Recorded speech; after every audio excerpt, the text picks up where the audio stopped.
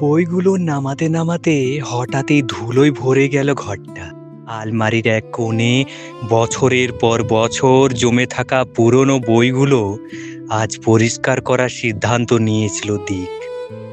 পরীক্ষার চাপ একটু কমতেই মা বলেছিল, যা, এবার ঘরটা গুছিয়ে নে। দিক এক এক করে বই নামাচ্ছিল। কিছু নোটবুক, কিছু উপন্যাস, কিছু পুরনো ম্যাগাজিন আর বিভিন্ন বিষয়ের অসংখ্য বই।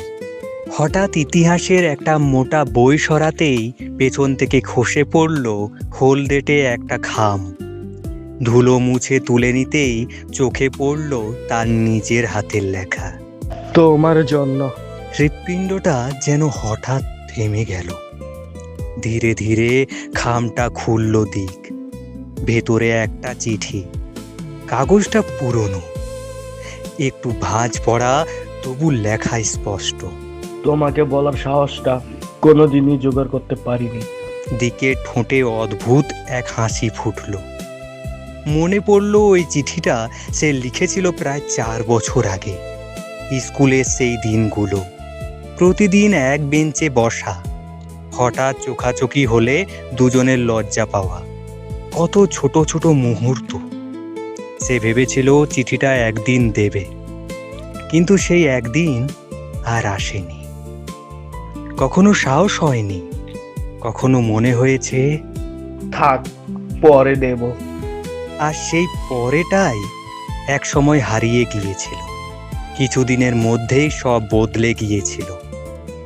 নতুন ক্লাস, নতুন বন্ধু, নতুন ব্যস্ততা। ধীরে ধীরে মেয়েটার কথা মন থেকে মুছে গিয়েছিল। আকর্ষণটা হারিয়ে গিয়েছিল সময়ের সঙ্গে। চিঠিটাও ঠিক তেমনভাবেই আলমারির পেছনে পড়েছিল অবহেলায়, নিঃশব্দে। দিক চিঠিটা পড়তে পড়তে বুঝতে পারল এটা শুধু একটা প্রেমপত্র নয়, এটা তার একটা সময়ের প্রতিচ্ছবি। একটা সময় যখন ছোট ছোট অনুভূতিগুলো এত বড় মনে হতো, যখন বলবো কি বলবো না। এই দ্বিধাটাই ছিল সবচেয়ে বড় যুদ্ধ। চিঠির শেষ লাইনে লেখা, হয়তো কোনোদিন সাহস করে দিয়ে দেব। দিক হালকা করে নিঃশ্বাস ফেলল। আপন মনেই বলল সে। দেওয়া আর হলো না। জানালার বাইরে তখন সদ্য বিকেলের রোদ ঢুকছে।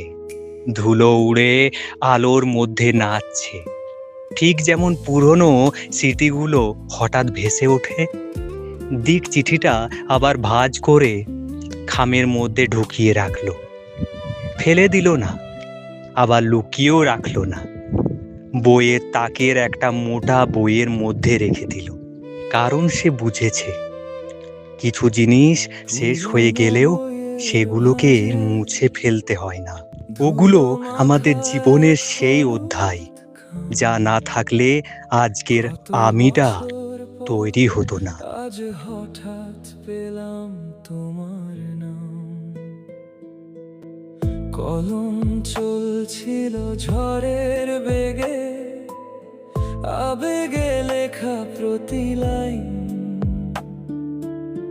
দেওয়া হয়নি, রয়ে গেছে সেই না বলা প্রেমের সাইন।